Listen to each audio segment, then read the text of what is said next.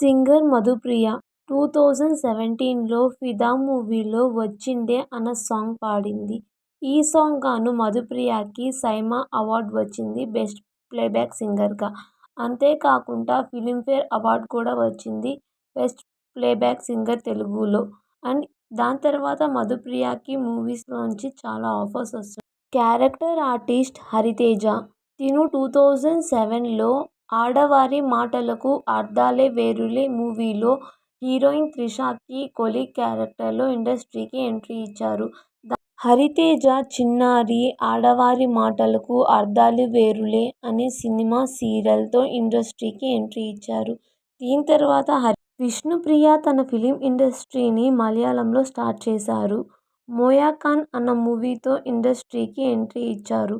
దీని తర్వాత తమిళ్ ఇండస్ట్రీలో కూడా సింగర్ మధుప్రియ 2020లో 'సరిలేరు నీకెవ్వరు' మూవీలో 'హీఈజ్ సో క్యూట్' అన్న సాంగ్ పాడారు.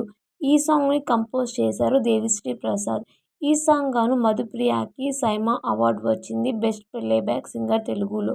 అండ్ దీని తర్వాత ఈ మధ్యనే సంక్రాంతికి వస్తున్నాం. హరితేజ 2007లో ఇండస్ట్రీకి ఎంట్రీ ఇచ్చినా 2016లో తను చేసిన 'ఆ' మూవీలో మంగమ్మ క్యారెక్టర్తో ఫుల్ క్రేజ్ తెచ్చుకుంది.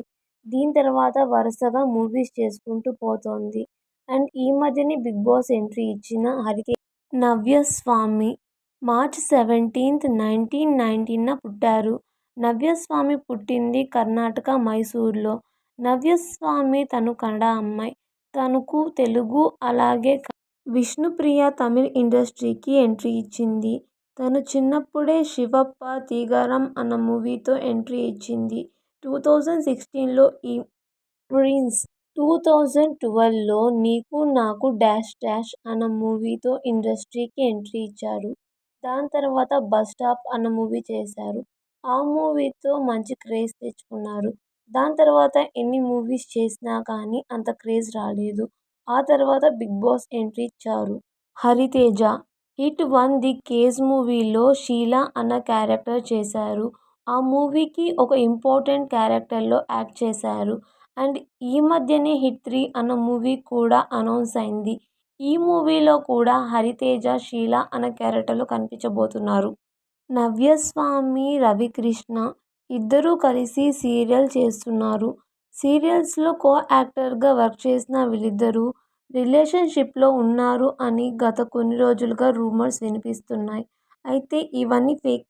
ప్రిన్స్ సిసిల్ 'డీజే టిల్లు' మూవీతో ఛానల్గా మంచి క్రేజ్ తెచ్చుకున్నారు.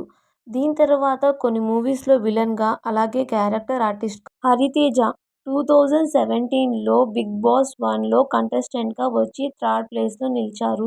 2020లో 'బిగ్ బాస్ 4లో గెస్ట్ అపీరియన్స్ ఇచ్చారు. ఆ తర్వాత తను 2024లో 'బిగ్ బాస్ సీజన్ 8కి కంటెస్టెంట్గా వచ్చారు.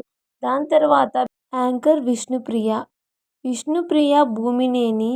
తిను ఆగస్ట్ 19, 1996లో హైదరాబాద్లో పుట్టారు.